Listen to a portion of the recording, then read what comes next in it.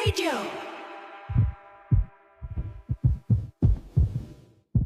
Magandang araw po sa inyo at sa mga kabarangay na nakikinig ngayon. Ako po si Dalia, 30 years old at kasalukuyang nakatira sa Sampaloc, Manila. Kasama ang aking partner na katuwang ko na rin sa aking online business. Gusto ko lang sanang ibahagi sa inyong lahat ang makulay na kwento ng aking buhay pag-ibig. Nung una ay hindi ko alam kung ano nga ba ang tunay na kahulugan ng pag-ibig. Dahil simula nga nung ako ay nagkaisip, ang tanging gusto ko lang ay ang makatulong sa aking pamilya. Hanggang sa ako ay nagdalaga, ang pamilya ko lang ang tanging priority ko. Wala sa isip ko ang pansarili kong kaligayahan hanggang sa makilala ko na nga ang taong nagpakita sa akin kung ano nga ba ang tunay na kahulugan ng salitang pag-ibig. Sisimulan ko po ang aking kwentong ito sa kung paano ko nakilala ang lalaking nagbigay kulay sa napaka-boring kong mundo. Papadudo taong 2007, 15 years old ako nang naisipan kong lumuwas ng Maynila at magtrabaho. Halos kakagraduate ko lamang noon ng elementary at dahil nga sa menor de edad pa lamang ako, ay hindi ako nagtatagal sa isang trabaho.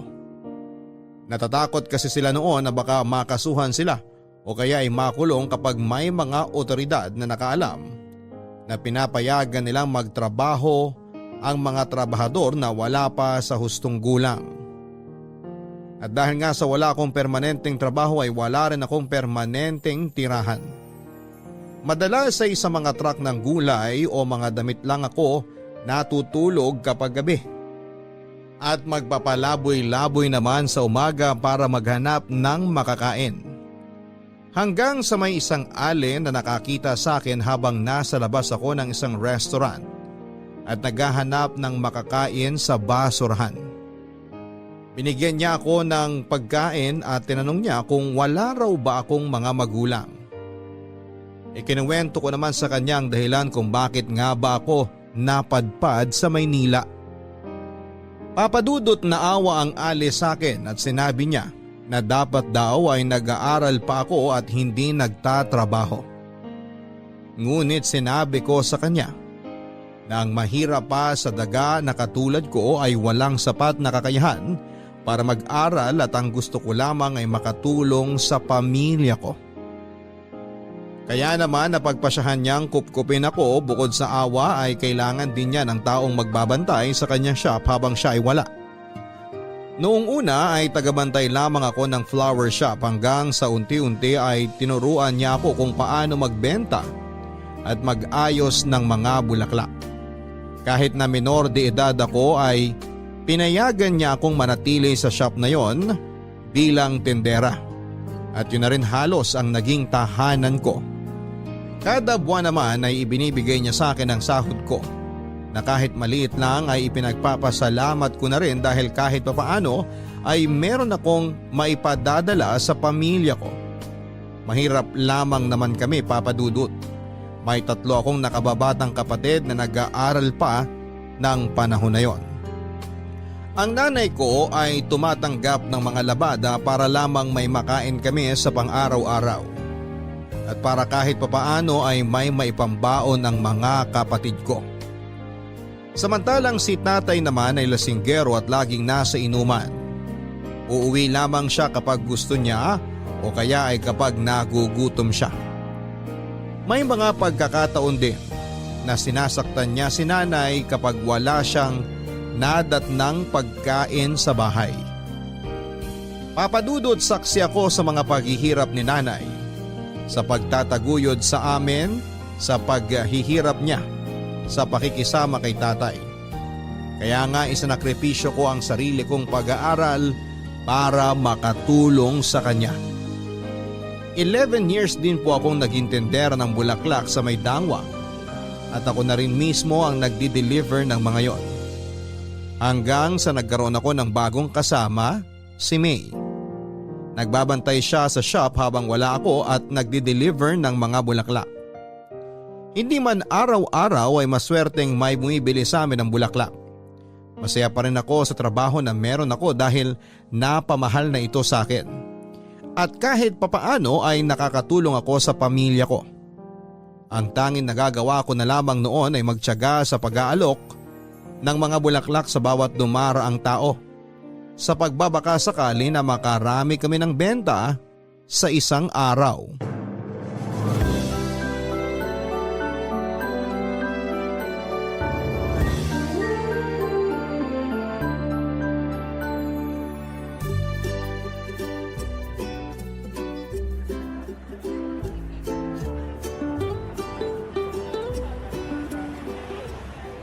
Mga ate, mga kuya, bulaklak kayo dyan! Fresh na fresh, bagong dating! Dahlia, kanina ka pa salita ng salita dyan, wala namang lumalapit para bumili. Maubusan ka ng laway dyan. Tsaka ikaw lang ang bukod tangi nagtatawag ng customer dito. Ano ka ba? Kailangan kong gawin to kung hindi hanggang mamaya wala tayong customer, no? Hintayin mo na lang kasi na may lumapit. Tulungan mo na lang ako mag-ayos ng mga bulaklak dito. May ichichika pati ko sa'yo. Ano na naman ba yung chismis mo? Saan ka na naman nakasagap ng chismis? Kaya aga-aga? Gaga, di ako chismosa no. May sasabihin lang ako. Ano ba kasi yun? Ayaw mo bang lumipat ng trabaho? Mataas ang sweldo. Saan naman? Nag-apply akong katulong sa Cavite kasi naghahanap sila ng single na kasambahay. Single para raw wala silang problema na uwi ng uwi yung katulong nila. Katulong? Sino naman na nag-alok ng trabaho sa'yo dun? Yung kaibigan ng ate ko, mag-aalaga lang naman daw ng bata pero mataas ang sahod, 4,000 kada buwan. Wow, ang laki nga. Kailan mo naman balak lumipat dun? Ilang buwan na lang lilipat na ako doon. Pinapatapos lang daw yung kontrata ng dating katulong bago nila payagan umalis. May kontrata talaga kahit katulong lang? Oo raw, kasi may mga benefits daw sila na binibigay sa katulong na nagtatrabaho sa kanila. O di ba? Sosyalin, may pa-benefits pa silang nalalaman. Saka may sinusunod daw silang term kung ilang taon dapat magtrabaho sa kanila yung mga katulong nila. Ang higpit naman pala. Paano kung gusto na mag-resign ng katulong? Pwede naman, kaso parang ilang buwan pa raw ata bago nila payagang umalis. Kagaya nga nitong papalitan ko, may mga pinapatapos lang sa kanya bago siya payagan na mag-resign. Ano ba yung kailangan nilang tapusin? Nakapag-advance daw ng sahod eh. Kaya ayun, pinapatrabaho muna yung in-advance niya. Ganun ba? Ilang buwan na lang pala mag-iisa na ako dito. Pwede ka naman sumama sa akin kung gusto mo. Tinatanong nga kita kung gusto mo lumipat ng trabaho, di ba? Nangangailangan pa kasi sila ng dalawa, tagaluto sa tagalinis ng bahay. Alam mo namang napamahal na sa akin tong trabahong to, di ba? Saan ako pupulutin kung hindi ako nakapagtrabaho dito? Malaki ang utang na loob ko sa amo natin. Alam ko, pero sayang kasi. Magkano lang naman kinikita natin dito? At least dun sa lilipatan ko malaki ang sahod. Pwede kitang irekomenda sa kanila. Di na, okay na ako dito. Good luck na lang sa bago mong trabaho. Sige, ikaw bahala. Pero kung magbago yung isip mo, sabihan mo lang ako ah. Sayang din to. Pag nagkataon, mas malaki mapapadala mong pera sa pamilya mo. Sige, pag-iisipan ko. Excuse me, Ay, good morning po! Ano po yun? magkano rito sa bouquet nyo? Meron pong 350 at saka po 450. Depende po sa bulaklak na gusto po ninyo, ma'am. Okay. Itong daisy, tsaka rose, pati peonies, magkano? 450 po ang mga yan. Sige, ito na lang. Pabili ako ng isa. Anyway, may lakad kasi ako. Baka pwedeng pakideliver mo na lang? Sige po, saan po ba ito? Okay, here. Andiyan na sa papel yung address. Okay? Okay po. Okay, thank you. Kung wala pa ako pag hinatid mo yan, pakiiwan na lang sa guard. Pakisabi na rin pinadeliver ni Alexa. Sige po, ma'am. Salamat po.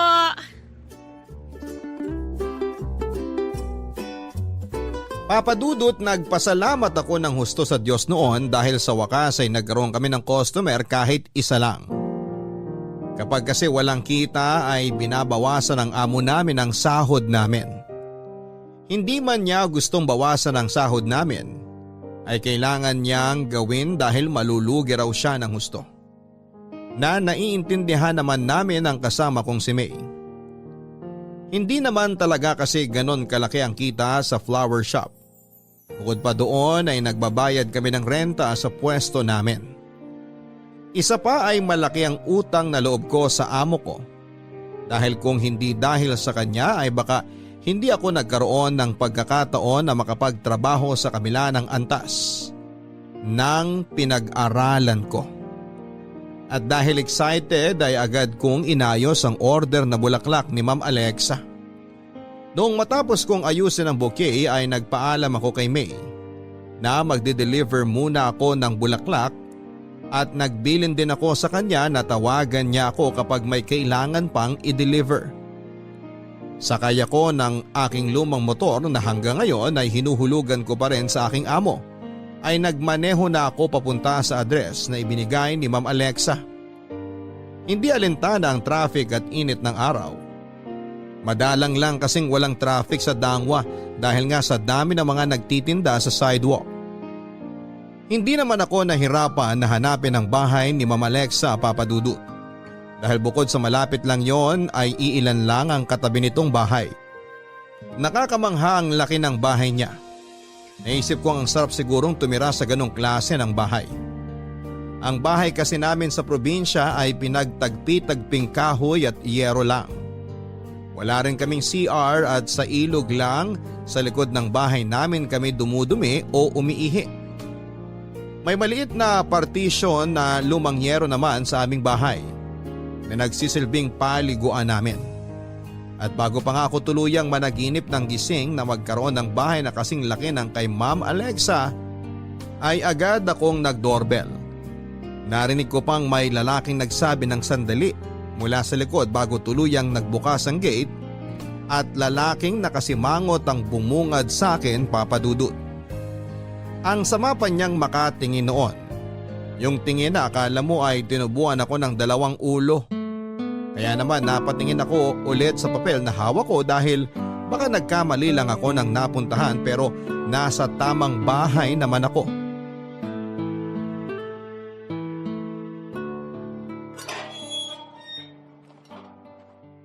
Ano yan? Ay, good morning sir! Delivery po, bulaklak. Alam kong bulaklak yan. Pero ba't dito mo dinala yan sa bahay ko? Wala akong maalalang nag-order ako ng mga bulaklak. Ito po kasi yung binigay na address ni Ma'am Alexa. Alexa? Ay, sandali. Tatawagan ko lang siya. Sige po sir.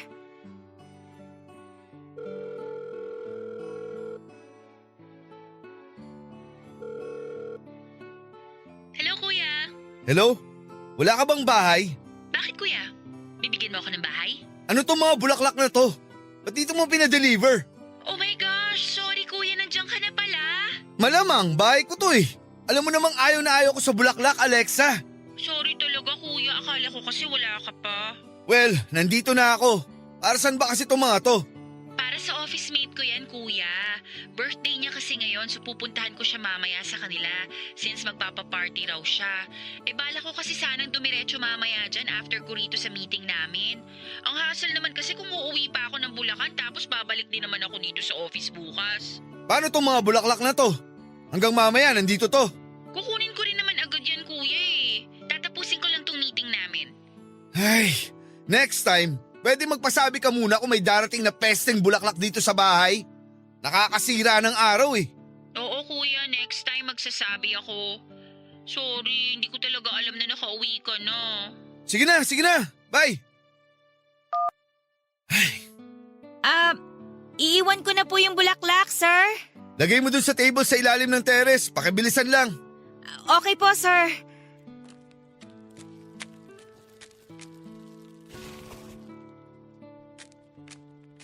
Nailagay ko na po, sir. Nabayaran na ba ng kapatid ko yan? Ay, opo, sir. Bayad na po. Okay, good. Makakaalis ka na. Sungit naman ito. Ang sabi mo? Ay, wala po. Ang sabi ko nga po, aalis na ako. Salamat po, sir. Papa Dudut, inis na inis ako nang bumalik ako sa shop. Yung tipong pagod ka na nga sa pagdi-deliver ng mga bulaklak tapos ay susungitan ka pa ng isa sa mga customer mo. Pero naisip kong wala naman akong karapatang magreklamo dahil eto lang ang klase ng trabaho na meron ako. Nagkakasya na lang din ako sa pagtawag ko kina nanay sa cellphone para kahit papaano ay mabawasan ang pangungulila ko sa kanila. Kundi dahil sa trabahong ito ay baka kung saan lang ako pulutin, lalo pat elementary graduate lamang ako at eto lang din ang alam kong paraan para makatulong ako sa pamilya ko. Nang makabalik ako ng shop ay naikwento ko nga kay May kung paano ako sungitan noong kapatid ni Ma'am Alexa at ang baliw kong kaibigan ay tinawanan lamang ako. Hindi pa raw ba ako nasanay sa mga customer na ganon?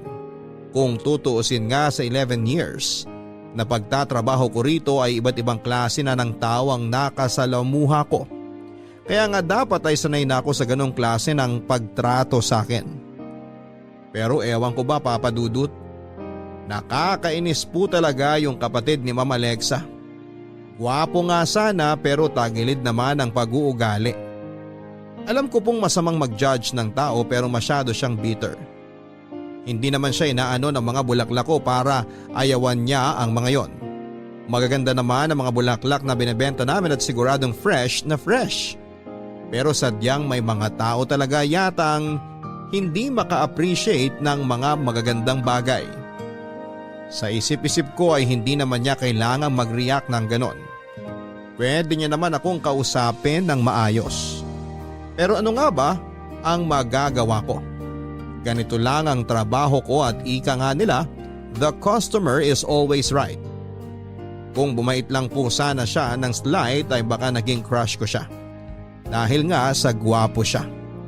Pero sino ba naman ako para mapansin ang mga lalaking kagaya niya? Mahirap lamang ako at hindi pa nakapagtapos ng pag-aaral. Wala akong maipagmamalaki pagdating sa antas ng pamumuhay ko. Tatanda na nga lang siguro akong dalaga o kaya naman ay kapareho ko lang din na mahirap ang mapapangasawa ko. Kaya naman sinantabi ko na lamang ang pag-ibig kagaya ng palagi kong ginagawa. Papadudod sa edad kong 26 ay hindi ko pa naranasan ang umibig. Wala naman po kasi akong panahon para sa mga ganung bagay. Ang tanging mahalaga lang sa akin ay ang magtrabaho at makatulong sa pamilya ko. Ako na lang din kasi ang inaasahan ni nanay na tutulong sa kanya para buhayin at pag-aralin ng mga kapatid ko. Hindi rin naman po namin maaasahan si tatay dahil wala itong inatupag kundi ang uminom ng alak. May trabaho nga ito pero lagi lang namang nauubos sa alak. Ni wala siyang pakialam sa amin kung kumain na ba kami o hindi. Isang beses nga noon ay tinanong ko si nanay kung bakit hindi na lang niya hiwalayan si tatay. At ang sagot lang niya ay mahal niya si tatay. Hindi ko maintindihan kung bakit sa kabila ng lahat ay patuloy pa rin niyang minamahal si tatay. Gayong malinaw naman na wala itong pakialam sa amin. Papadudot ang sabi ko sa sarili ko noon ay ayokong maranasan ang ganong klase ng pag-ibig. Na kahit nasasaktan ka na ay nagpapakamartir ka na lamang. Pero hindi ko saklaw ang nararamdaman ni nanay. Kaya kahit wala akong naintindihan ay nirespeto ko na lamang ang nararamdaman niya. Sa mga nakikinig nito ay sana'y huwag kayong magalit sa nanay ko dahil hindi naman niya ako pinilit na magtrabaho. Ako ang kusang loob na nagpresenta dahil nakikita ko kung gaano na siya nahihirapan sa pagtataguyod sa aming pamilya ng mag-isa. Ang totoo ay ayaw niya akong magtrabaho dahil responsibilidad daw niya yon, pero ayokong nakikitang nahihirapan si nanay at ang mga kapatid ko. Kaya naman kahit masakit para sa akin ang tumigil sa pag-aaral ay ginawa ko yon. Tinapos ko lang noon ang pag-aaral ko hanggang sa grade 6 para makagraduate ng elementary at sa murang edad ko nga na 15 anyos ay lumuwas ako at nakipagsapalaran sa Maynila at naging tendera ako ng bulaklak sa Dangwa. Papadudot isang umaga ay pareho kaming busy ni May sa pag-aayos ng mga bulaklak dahil na rin may nag-order sa amin ng mga bulaklak na gagamitin daw sa debut ng anak nito. Talaga namang natuwa kami ni May dahil malaki-laking kitaan rin yon. Napakaraming set kasi ng bulaklak yon mula sa mga perperaso na bulaklak at bouquet. Minadali din namin ang pag-aayos ng mga yon dahil gagamitin ang mga yon kinabukasan. At habang abala kami sa pag-aayos ng mga bulaklak, ng araw din na yon ay bumalik sa aming shop si Ma'am Alexa para humingi ng despensa sa inasal ng kanyang kapatid noong nakaraan. Hi! Ay, good morning po, Ma'am Alexa. O-order po kayo ulit? Oo. Tsaka gusto ko rin sana mag-sorry sa inasta ng kuya ko last time. Hindi ko kasi talaga alam na nakauwi na pala siya galing Singapore. Nabanggit niya kasi sa akin na napagalitan ka raw niya. Wala po yun. Balikbayan po ba si sir? Naku, hindi. Treat yun ng company na pinagtatrabahuhan niya kasi maganda ang performance ng team nila sa trabaho. Ah, ganun po ba? Ano nga po palang order nyo? Roses naman, isang bouquet din. Pwede bang ipag-arrange mo ko ng fresh na roses? Para kasi sa mami ko yan. Maghihintay na lang ako rito. Baka kasi magka-aberya na naman kapag pinadeliver ko ulit sa'yo. Ay sige po, maupo muna po kayo dito. Thank you. Pero seryoso, sorry talaga kay kuya ha. Naku, ayos lang po yun. Sanay na po ako sa mga ganong customer. Tsaka hindi rin naman po ako pwedeng magreklamo, ma'am. Trabaho ko yun eh. Pero hindi pa rin tama yung binunto niya sa'yo yung galit niya. Alam ko naman kung bakit siya nagkakaganon pero ang tagal na kaya nun. Hayaan nyo na po. Baka may pinagdadaanan lang yung kuya ninyo. Gustong gusto na talaga kita nung una pa lang kitang nakita. Ano po? Ay, naku, pasensya na po kayo pero kasing straight po ako ng ruler, ma'am. Ruler? Anong ruler ang sinasabi mo dyan? Gusto kita pero hindi sa paraan na iniisip mo. Gets mo? Hindi po ba? Naku, pasensya na po. Okay lang. Natatawa nga ako sa'yo eh. Asumera ka kasi masyado, Dahlia. Manahimik ka nga dyan. Tapusin mo na lang yung ginagawa mo dyan kaysa pinakikialaman mo ako dito. Dahlia pala ang pangalan mo. Opo, ang pangit nga eh. Parang pangmatanda. Uy, hindi kaya. Ang ganda nga ng pangalan mo eh. Alam mo ba na pangalan ng bulaklak yun? Ay talaga? Hindi po kasi ako pamilyar sa ibang bulaklak eh. Alam ko lang po ng mga bulaklak eh, itong mga itinitinda ko. Ngayon, alam mo na. Anyway, may boyfriend ka na ba? Naku, walang boyfriend yang si Dahlia. Paano laging subsub sa trabaho? Kahit nga manliligaw, wala eh. Doon ka na nga. Kanina ka pa eh. Sabat ka ng sabat, nakakahiya ka. Okay lang. Pero totoo ba talaga na wala kang boyfriend? Opo, wala nga. Sakit lang naman sa ulo yun, ma'am. Tsaka wala akong panahon para sa mga ganyang bagay. Ganun ba? Sayang naman. Anyway, huwag mo na akong pinupo. Magkaedad lang naman yata tayo. 26 na po ako. Kayo ma'am, ilang taon na po kayo? 23 pa lang ako. Ate na pala kita. Tawagin mo na lang akong Alexa. Huwag nang ma'am. Lakas makatanda eh. Sige, ito na pala yung bouquet mo. Salamat. Pwede ko bang hingin yung number mo? Para kung may order ulit ako, tatawagan na lang kita. Sige, walang problema. Teka, sulat ko lang sandali ah. Eto oh. Thank you. Anyway, nice to meet you, Ate Dahlia.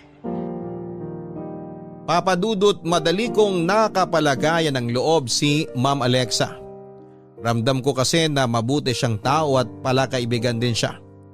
Nung unang kita ko nga sa kanya ay akala ko ay masungit siya dahil sa itsura niya. May pagkasingkit kasi ang mga mata niya kaya siya nagmukhang mataray pero hindi pala dahil kabaliktaran siya ng mga naisip ko.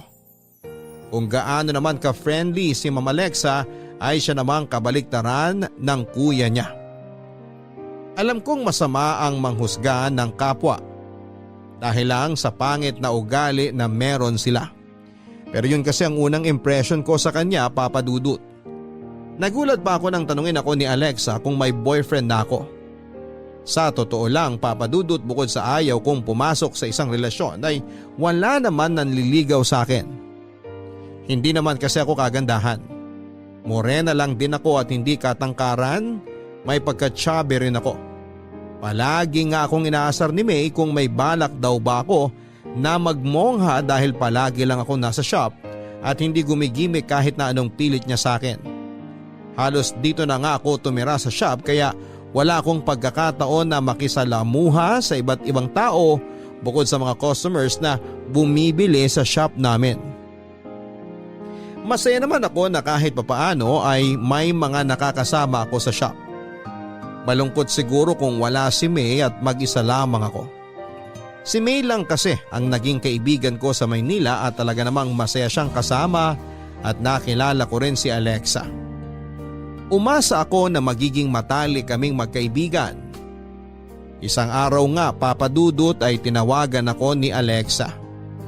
Nagpapaayos ulit siya ng mga bulaklak at sinabing i-deliver ko sa address ng kuya niya at napag-alaman kong Alec pala ang pangalan ng kapatid niya.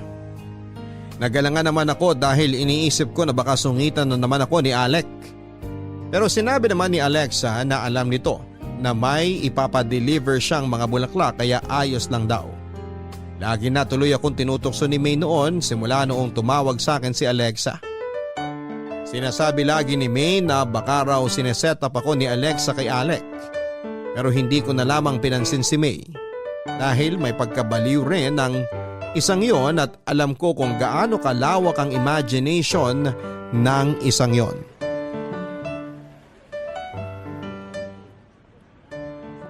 Ba't parang di ka mapakali dyan? Excited ka ba? Anong excited ka dyan? Ba't naman ako may excite? Di ka ba may excite kung magkaroon ka ng chance na makita crush mo? Tigilan mo nga ako. Crush ka dyan. Sungit-sungit nga nun eh. Pero sabi mo gwapo naman. Carry na yun! Red flag, te. Hindi ko carry. Aanin ko yung gwapo kung gano'n naman ang ugali. Choosy ka pa? Baka di naman talaga siya ganun. Baka wrong timing ka lang at mainit ang ulo niya nung araw na yun. Tapos malas mo lang na ikaw ang napagbuntunan ng init ng ulo niya. Kahit na. Pwede naman niya akong kausapin ng maayos. Tsaka ano bang nakakabwisit sa mga bulaklak na dala ko nun? Maganda naman at fresh tong mga bulaklak natin ah. Hayaan mo na nga. Baka may pangit siyang naaalala pag nakakakita ng mga bulaklak. May mga tao namang bitter sa mga kung ano-anong bagay, di ba? Tsaka nangyari na rin eh, kaya wala na tayong magagawa ron. Kapag sinungitan ka pa niya uli, di tarayan mo. Charot! Ha ha ha.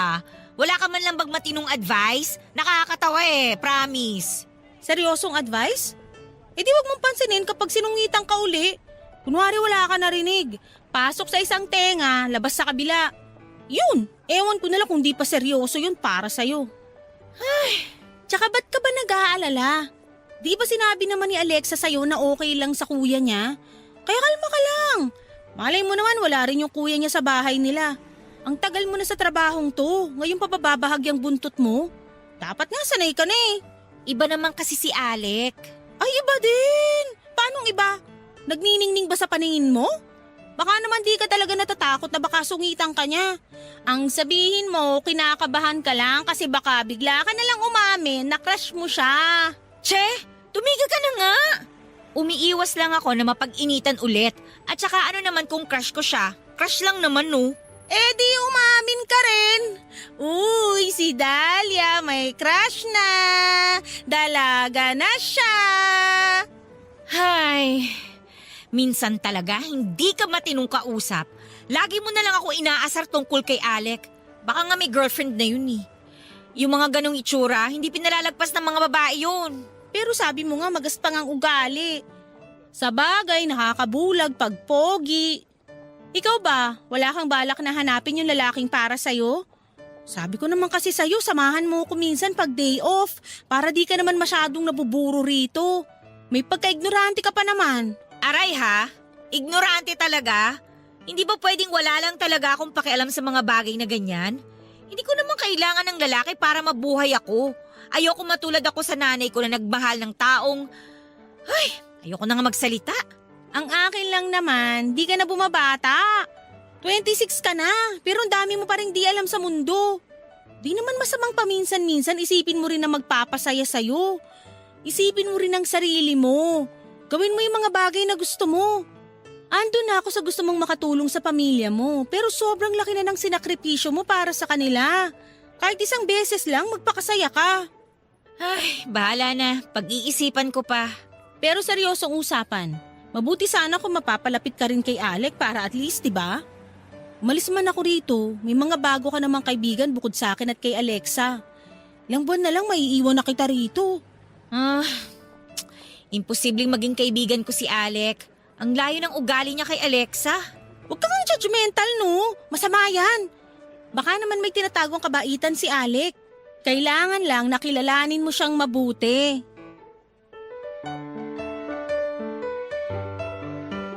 Papadudot na paisip ako sa mga sinabi ni May pero nag-aalala rin ako na baka mapabayaan ko ang pamilya ko kung sakali man na gawin ko ang bagay na gusto ko at unahin muna ang sarili ko.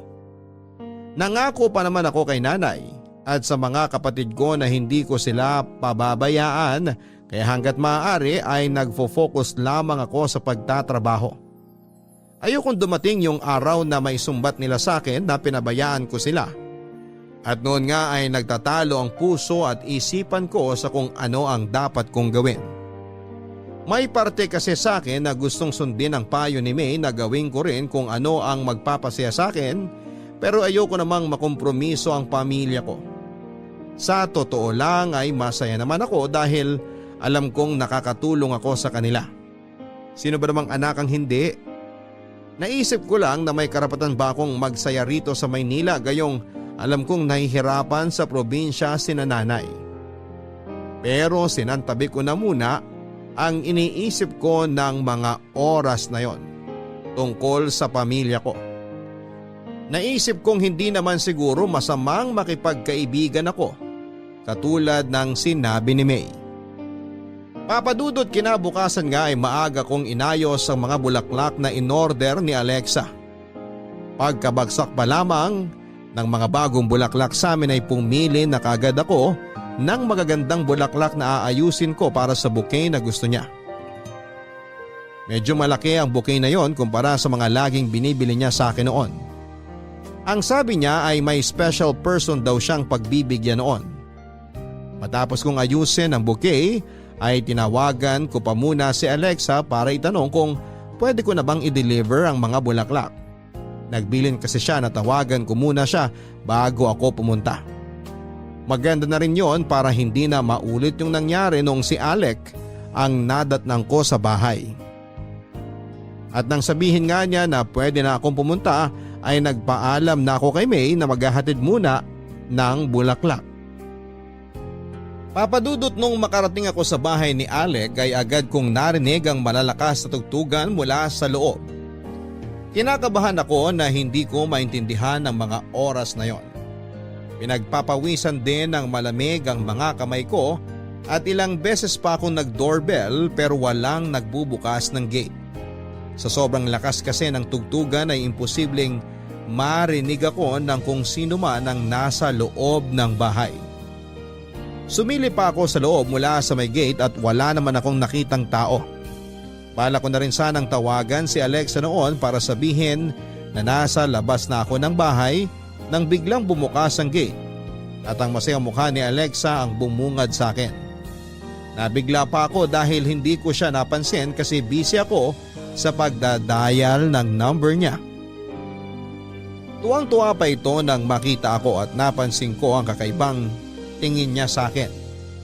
Pakiramdam ko kasi ay may pinaplano siyang hindi ko alam o baka guni-guni ko lamang yon. May ugali kasi ako minsan, papadudot, na kapag may kakaiba akong napansin ay nag-overthink ako at kung ano-ano ang naiisip ko. Pero ipinagsawalang bahala ko na lamang yon at inabot ko sa kanya ang mga bulaklak. Matapos kong ibigay sa kanya ang bouquet ay nagpaalam na ako na kailangan ko nang umalis. Pero niyaya niya pa akong pumasok sa loob ng bahay ni Alec. Papadudot, gusto ko sanang tumanggi pero ayaw ko namang mawala ang magandang ngiti sa mga labi niya. Hindi pa man nga ako nakapagsasalita ay agad niya akong hinila papasok ng bahay at pinaupo sa kanilang sofa sa may sala. Nailibot ko pa ang paningin ko sa paligid. At hindi ko maiwasang humanga dahil masasabi mo talagang may kaya sila sa buhay. Sanay naman na akong makakita ng magagandang bahay pero iba ang dating ng bahay ni Alec.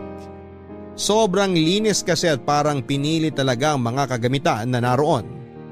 Yung tipong sa unang sulyap mo pa lamang ay alam mo na lalaki ang nakatira doon. Nang walang atensyon ko sa paligid noong nagpaalam sandali sa akin si Alexa na ibibigay niya muna ang bulaklak sa mami niya. At noong makabalik siya ay may dala na siyang spaghetti at cake. Pero hindi doon nakatuon ang pansin ko kundi sa taong katabi niya. Si Alec na tila naiilang pang nakangiti sa akin. Ate Dahlia, magmerienda ka na muna. Naku, hindi na. Kailangan ko na rin kasing bumalik sa shop. Birthday ni Mommy ngayon. Hindi ko lang sinabi sa'yo kasi alam kong mahihiya kang pumunta kapag in-invite kita. Kaya ginawa ko na lang din na excuse yung mga flowers. Ganun ba? Kapag kinain ko ba tong spaghetti at cake, pwede na akong umalis. Wag, dito ka muna. Gusto kong ipakilala sa'yo ng maayos si Kuya Alec. Na-meet mo na siya pero hindi maganda yung unang pagkikita nyo eh. Anyway, for formalities lang naman to. Kuya Alec, siya si Ate Dahlia. Nag-meet na kayo nung nag-deliver siya ng flowers last time. Hi Dahlia, nice to meet you. Nice to meet you rin. Chill ka lang Ate Dahlia, hindi ka naman kakainin ni Kuya. Ay, siya nga pala Ate Dahlia, may gusto talagang sabihin sa'yo si Kuya kaya hindi muna kita pinaalis. Sasabihin? Anong sasabihin niya? Kuya, ang tagal ha. Kanina ka pa uubo-ubo kunwari dyan. Dalian mo naman, sabihin mo na yung dapat mong sabihin. Wait lang, okay? Gusto ko sana mag-sorry sa'yo dahil sa inasal ko nung unang punta mo rito. Naku, wala po yun. Sanay naman ako sa mga kagaya ninyo. Halos karamihan sa mga nagiging customer namin may kagaspangan ng ugali. Ang ibig kong sabihin, Paano ba yan, Kuya? Mukhang bad shot ka na kaagad kay Ate Dahlia. sorry sir ha. Ang ibig ko kasing sabihin, madalas may initin ng ulo ng mga customer namin kaya tiyempong ako yung napagbubuntunan. Pero sanay naman po ako. Huwag kang mag-sorry, di mo kasalanan. Alam ko namang napag-initan talaga kita nung nakaraan. Kaya sorry talaga. Hayaan mo at di na mauulit yon. So pwede na ako magpa-deliver ng flowers lagi dito sa bahay mo, Kuya? Magpaalam ka muna sa akin. Baka mabigla ulit ako dahil may delivery na naman ng bulaklak. Balak mo yatang gawing garden ng buong bahay ko eh. Grabe ka naman sa garden, Kuya. Bakit po ba ayaw nyo sa mga bulaklak? Mahabang kwento. Anyway, sorry ulit. Wala na po sa akin yun. Naiintindihan ko naman po yung rason nyo. Salamat. Kainin mo na muna yung pagkain mo bago ka bumalik sa shop nyo. Papadudot ng mga oras na yon ay hindi ko maintindihan ang aking sarili kung bakit parang kinilig ako ng slight sa simpleng gesture na yon ni Alec. Ibang-iba kasi ang Alec na nakilala ko noon kesa noong una kaming nagkita. Siguro nga tama si May na hindi talaga masama ang ugali ni Alec at may tinatago din itong kabaitan. Na baka nagkataon lang talaga na hindi maganda ang araw nito noong una kaming magkita at sakto lang talaga ako ang nandoon noong araw na yon. Pero nasabi niya kasing ayaw niya sa mga bulaklak kaya hindi ko maiwasan ang ma-curious kung bakit nga ba. Ang dami kong tanong sa isip ko. May masamang nakaraan ba siya o sawi siya sa pag-ibig? Alin man doon ay naisip ko rin na wala akong karapatang manghimasok sa personal niyang buhay dahil hindi naman kami close. Isa lang naman akong tindera ng bulaklak na aksidente niyang nakilala. Masaya pa kaming nagkwekwentuhang tatlo nina Alexa at Alec. Hindi ko na lang din ipinilit na alamin kung bakit nga ba ayaw niya sa mga bulaklak dahil ayaw ko naman ang isipin nila na masyado akong nangihimasok sa buhay nila. Doon ko lang din nalaman na sobrang daldal pala ni Alexa at may pagkakalog. Masaya siyang kausap at hindi siya nauubusan ng mga kwento. May mga pagkakataon pa nga na magkukwento siya ng mga bagay na tungkol sa kuya niya na ikatatahimik naman ni Alec. At para bang nahihiya siya o naiilang. Wala rin silang ginawa kundi ang mag-asarang dalawa at ako naman ay aliw na aliw sa panonood sa kanila. Bigla ko tuloy naalala noon ang mga kapatid ko. Madalas din kasi kaming mag-asaran at kapag napikon sila ay agad silang magsusumbong kay nanay at napapangiti na lamang ako sa tuwing maaalala ko yon. Papadudot marami pang bagay kaming napagkwentuhan ni Alexa at sobra akong nag-enjoy sa pakikinig sa kanya na hindi ko na nga namalayan na halos 3 oras na akong naroon. Chinek ko pa ang aking cellphone kung may text galing kay May pero wala naman. Maya-maya nga lang ay nagpaalam sa amin si Alec dahil tinawag ito ng kanyang mami at naiwan naman kaming dalawa ni Alexa sa may sala nang mapansin ko ang kakaiba niyang ngiti sa akin. Nakaramdam tuloy ako ng pagkailang. Hindi ko kasi alam kung ano ang tumatakbo sa utak niya.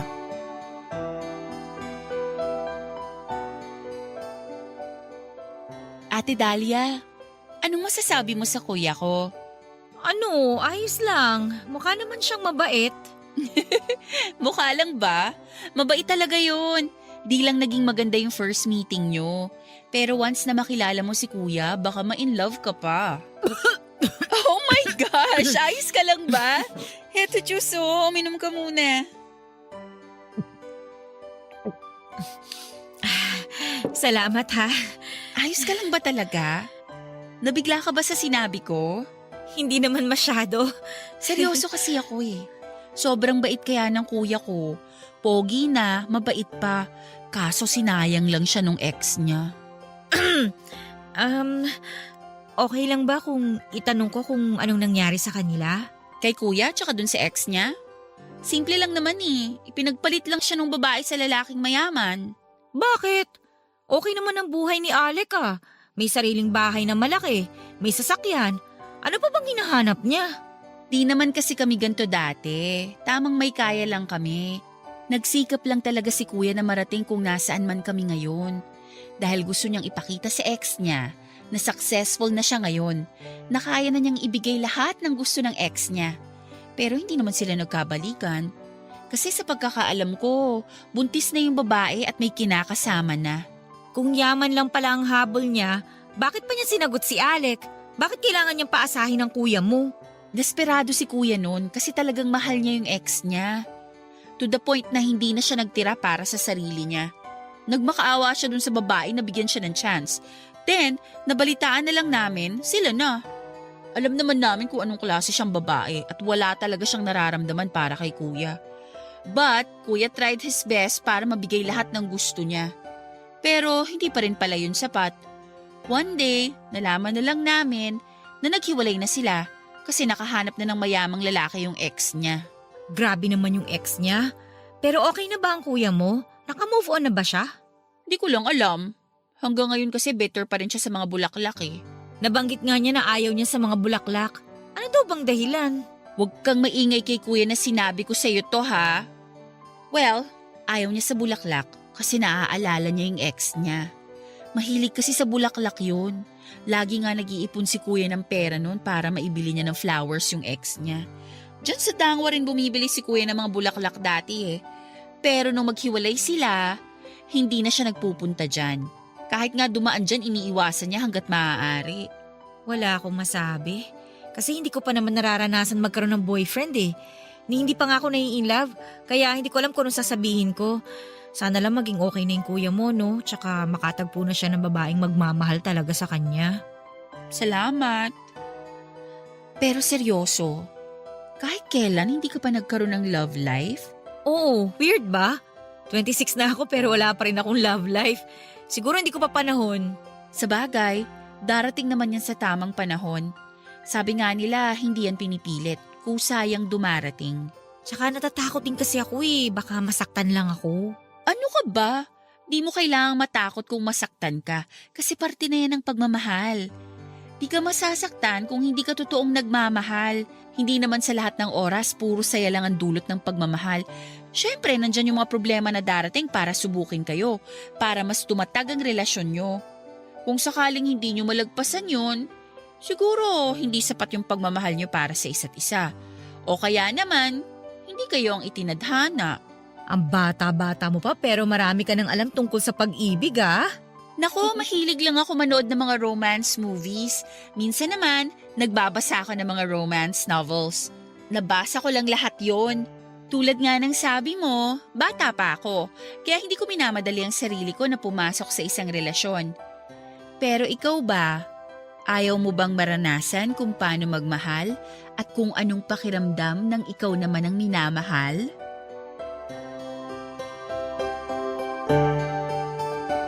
Papadudot hindi kagad ako nakasagot sa tanong na yon ni Alexa. May parte kasi sa akin na gusto kong maranasan ang pag-ibig na sinasabi niya. At may parte rin sa akin na natatakot na baka masaktan lang ako.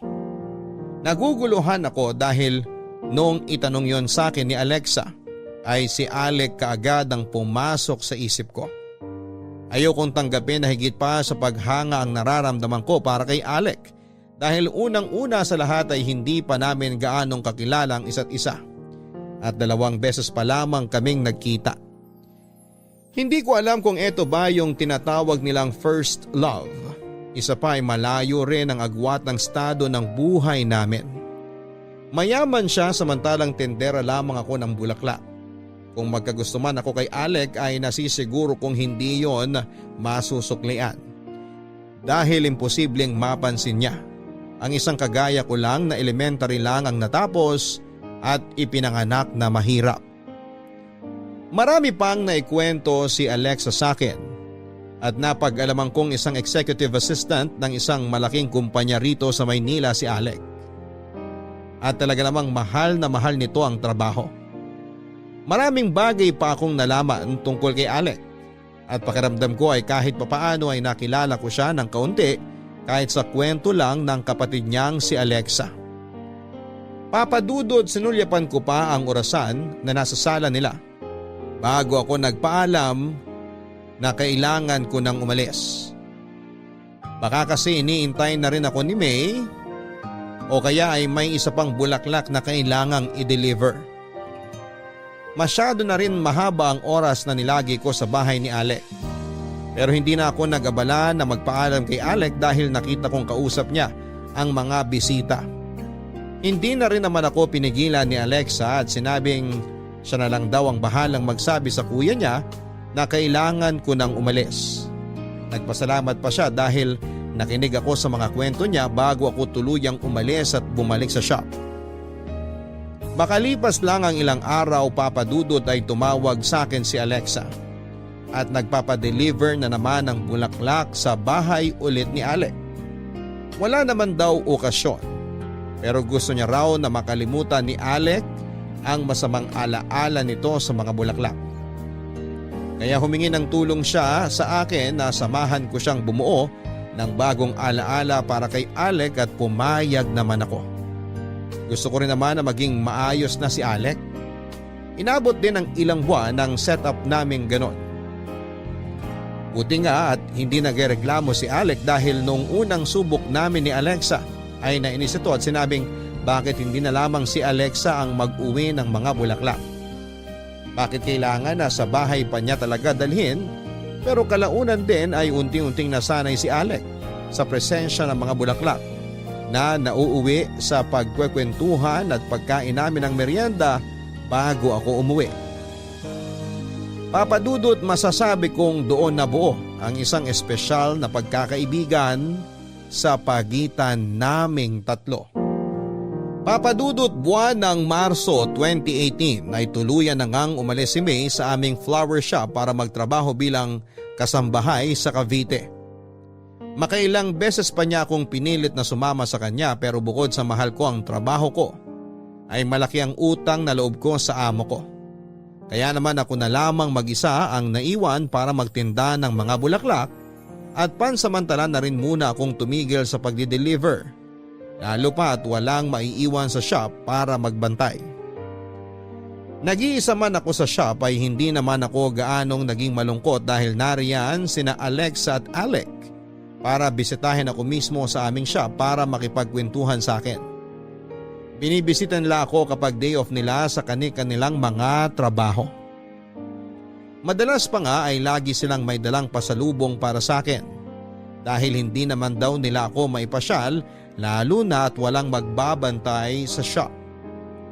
Hanggang sa paglipas ng mga araw at buwan papadudot, hindi namin namamalayan na nahuhulog na pala kami ni Alec sa isa't isa. At tanging si Alexa lang ang nakakaalam ng tunay naming nararamdaman.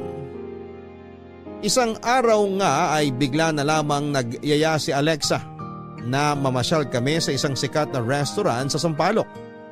Hindi na ako nakatanggi pa, Papa Dudut. Kasi pinagpaalam na rin nila ako sa amo ko at pumayag ito. Natutuwa nga ito dahil nagkaroon daw ako ng ibang kaibigan bukod kay May.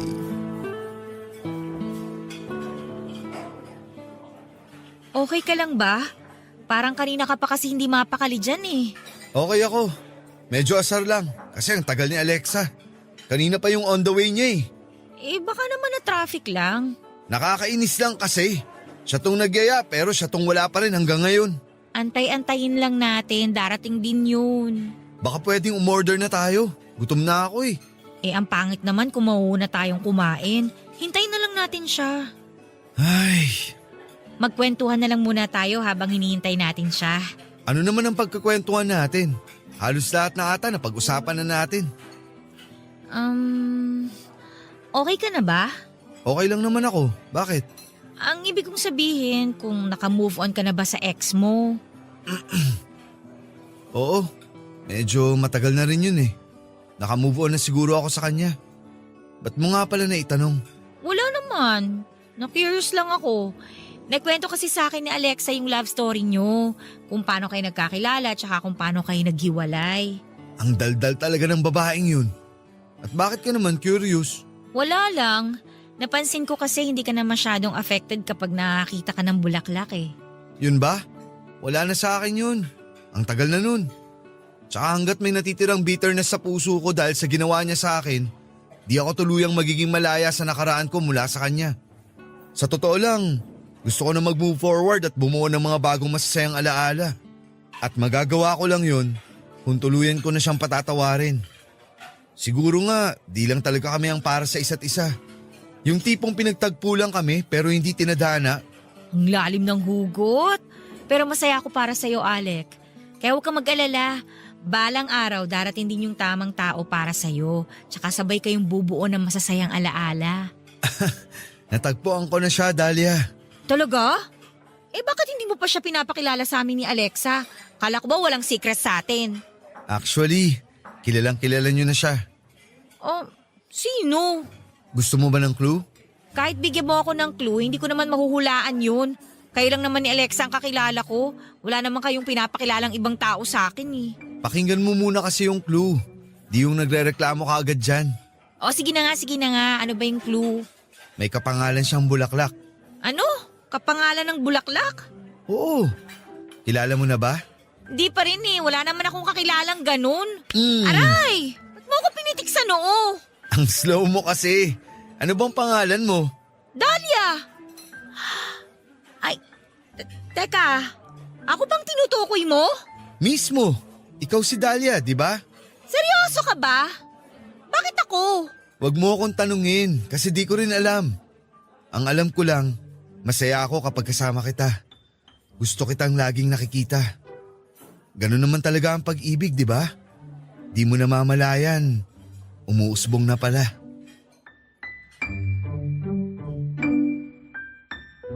Papadudot na tulala lamang ako kay Alec nang sabihin niya yon. Gusto ko siya, gustong gusto, pero hindi ko magawang umamin dahil natatakot akong masira ang pagkakaibigan namin. Pare-pareho lang pala kami ng nararamdaman. Halo-halong emosyon ng nararamdaman ko na mga oras na yon. Masaya ako na natatakot at nalilito.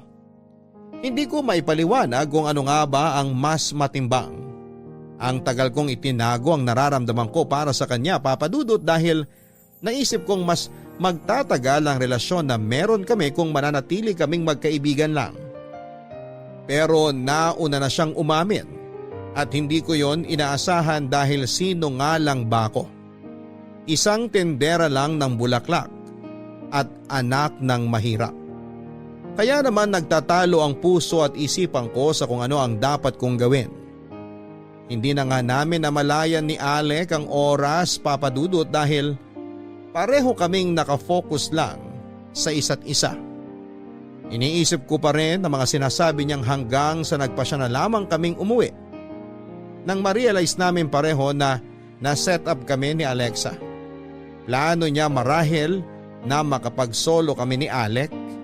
Siguro ay alam niyang pareho namin gusto ang isa't isa pero wala ni isa sa amin ang gustong mag first move. Kaya siya na ang gumawa ng paraan, Papa Dudut. Matapos umamin sa akin ni Alec ay lumakas ang loob niya na yayain akong lumabas kapag may oras siya o kaya ay day off niya. Pero pumapayag lamang akong sumama sa kanya kung papayagan ako ng amo ko. Masasabi kong sa maraming beses na paglabas-labas namin ni Alec ay nakabuo kami ng mas malalim na koneksyon sa isa't isa. Koneksyon na nag-uugnay sa aming mga puso at damdamin. Hindi nga nagtagal, Papa Dudut, ay pinakilala na ako ni Alec sa mga magulang niya kahit na nanliligaw pa lamang siya sa akin noon. Pero sa kabila ng hindi nila pagtutol sa panliligaw ni Alec sa akin noon, ay ramdam kong ayaw nila sa akin. Marahil ay iniisip nilang pineperahan ko lamang si Alec o di kaya ay ginagamit lang. O kaya naman ay iniisip nilang lolokohin ko lang din siya kagaya ng ginawa ng ex niya. Pero hindi ko na lamang inintindi yun. Dahil ang importante sa akin ay nagkakaintindihan kami ni Alec. Kilala ko siya at kilala niya ako. 2 linggo nga lang ang nakalipas noon ay opisyal ko nang sinagot si Alec at opisyal na rin kaming naging magkasintahan. Ayaw ko na rin namang patagalin pa ang panliligaw niya sa akin dahil sigurado na ako sa kanya at sa nararamdaman ko para sa kanya. Tuwang-tuwa naman si Alexa para sa aming dalawa ng kuya niya. Natupad na raw kasi ang pangarap niya na magkaroon ng kapatid na babae sa katauhan ko at alam niya rin daw na mamahalin at iingatan ko si Alec. Kagaya ng kung paano ko alagaan at mahalin ang mga bulaklak na naging dahilan para matagpuan namin ang isa't isa. Nagkaroon lamang kami ng kaunting problema noong makiusap sa akin si Alec na umalis na ako sa trabaho ko at sumama na sa kanya. Pumayag ka na please. Di na kasi ako kontento na pinupuntahan lang kita sa shop. O kaya naman niyayaya kang lumabas. Magiging komportable lang ako kung dito ka na nakatira. Alec, alam mo namang ako lang ang inaasahan nila nanay, di ba? Kaya hindi ako pwedeng tumigil sa pagtatrabaho. Sino na lang ang magpapaaral sa mga kapatid ko? E di aakuin ko ang responsibilidad mo. Basta dito ka na lang. Ayaw mo ba ako makasama lagi? Hindi sa ganon, okay? Alam kong ayaw sa akin ng parents mo. Ramdam ko naman yun eh. Tsaka baka mas lalo lang nila akong ayawan kapag nalaman nilang aakuin mo yung responsibilidad ko. Hindi kita sinagot para gawin mo yun. Ayokong isipin nila na ginagamit kita. Nagkusa ako, Dahlia. Di mo hiningi sa akin yun. Kaya ko naman kayong buhayin kaya hindi mo na kailangan magtrabaho. Kahit na. Hindi pa rin tama na iasa ko sa'yo lahat ng bagay kung kaya ko naman. Hindi mo responsibilidad ang responsibilidad ko. Di ba talaga pwede? Ayoko na kasing doon ka pa rin titira sa shop. Hindi ko alam kung nakakatulog ka ba ng maayos doon. Nag-aalala rin ako na baka may manloob doon tapos mapahama ka. Babae ka pa naman. Anong laban mo sa masasamang tao? Ay, sige ganito na lang. Kung gusto mo talaga akong tumigil sa pagtatrabaho sa flower shop, payagan mo ko magtayo ng malit na business. Kahit anong business pa yan, Dahlia. Tutulungan kita. Basta dito ka na lang sa bahay. Papuntahin mo na lang si Alexa rito o kaya si May kapag day off nila. O kaya naman, pasyalan natin sila minsan. Deal na yan ha, wala nang bawian. Yes, boss! Ano kayang sasabihin ng parents mo kapag nalaman nilang ibabahay mo na ako tapos tutulungan mo pa ako sa pagtatayo ng business? Dahlia, malaki na ako. Alam ko kung anong ginagawa ko. At ano man ang gawin ko, di na nila ako pwedeng pakialaman. Kung nasaktan man ako at nagkamali ng babaeng minahal noon, sigurado akong di na mauulit yon dahil pakakasalan na kita. Ha? Pakakasalan mo ko? Oo, ba't parang nagulat ka? Dapat lang naman talaga na pakasalan kita, Dahlia. Dahil mahal na mahal kita. At handa akong gawin ang lahat para sa'yo. Hinding-hindi na kita pakakawalan pa. Bakit? Ayaw mo bang magpakasal sa akin? Siyempre gusto ko. Pero tsaka na yan kapag may sarili na akong business. Ayoko naman na ikaw lang ang magtatrabaho para sa ating dalawa. Gusto ko makatulong din ako sa'yo kahit papano. Sige, kung yan ang gusto mo. Walang problema sa akin. Magtutulungan tayong dalawa para sa mga magiging anak natin in the future. Salamat ha. Pangako ko sa'yo na araw-araw kitang mamahalin at aalagaan. I love you, Dahlia. I love you too, Alec.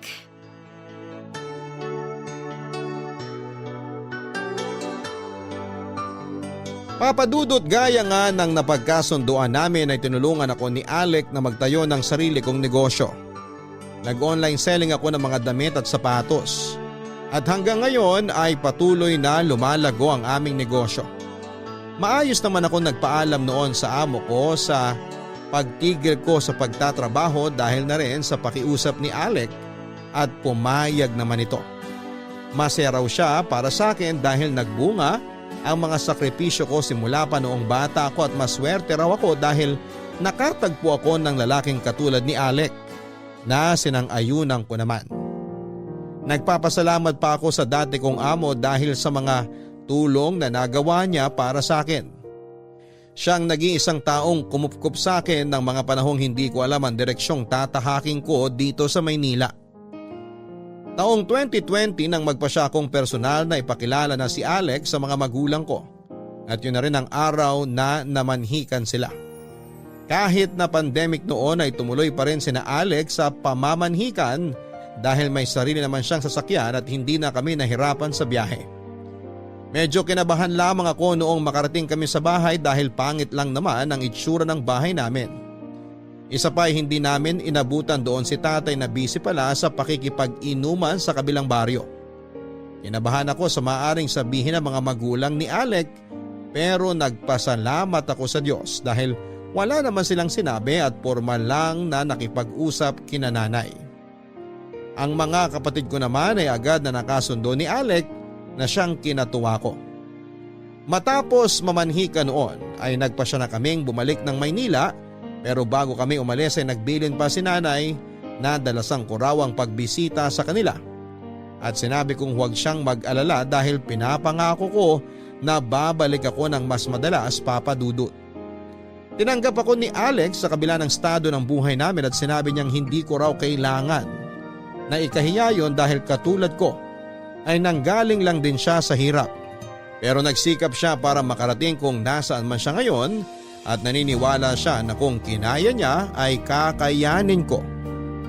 Sa ngayon nga, Papa Dudut, ay masaya na kaming nagsasama ni Alec at naghihintay na lamang sa paglabas ng aming first baby dahil malapit na rin ang kabuwanan ko. At plano na rin naming magpakasal sa susunod na taon. Naging malapit na rin ako sa mga biyanang ko at mas excited pa nga sila sa panganganak ko dahil sila na ang bumili ng mga gamit para sa baby ko. Nung ibalita ko nga kina nanay na buntis ako ay sobrang saya niya. Pero nalulungkot siya dahil hindi niya raw ako maaalagaan sa mga pagkakataong ganito pero sinabi kong naiintindihan ko naman at huwag siyang mag-alala dahil inaalagaan akong mabuti ni Alec at ng biyanang kong babae. Kasalukuyan nga ay ang mama ni Alec ang nagmamanage ng aming business dahil na rin sa pag-aalala nito sa pagbubuntis ko. Nagpapasalamat naman ako sa kanila at sinabi nila sa akin na nagpapasalamat din sila. Na nakilala ko ni Alec, humingi rin sila ng tawad sa akin dahil sa pakikitungo nila sa akin noong una. Pero naiintindihan ko naman yon.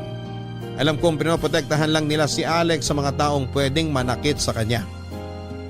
Papadudot, unti-unti na rin ngang nabubuo ang pangarap kong bagong bahay para kina nanay at gusto ko na malapit lang sila sa akin kaya tinulungan ako ni Alec para matupad yon. Nagpapasalamat din ako ng husto sa Diyos dahil ginawa niyang daan si Alexa at ang mga bulaklak upang matagpuan ko ang lalaking mamahalin ko at magmamahal sa akin. Minsan man ay nagtatalo kami dahil hindi naman sa lahat ng oras at pagkakataon ay masaya ang aming pagsasama pero hindi naman natatapos ang araw na hindi kami nagkakabati dahil mas nangingibabaw ang pagmamahal namin sa isa't isa. Na kung mag-away man kami ay magkakasundo rin kami. At dahil doon ay naging mas matatag pa ang pagsasama namin.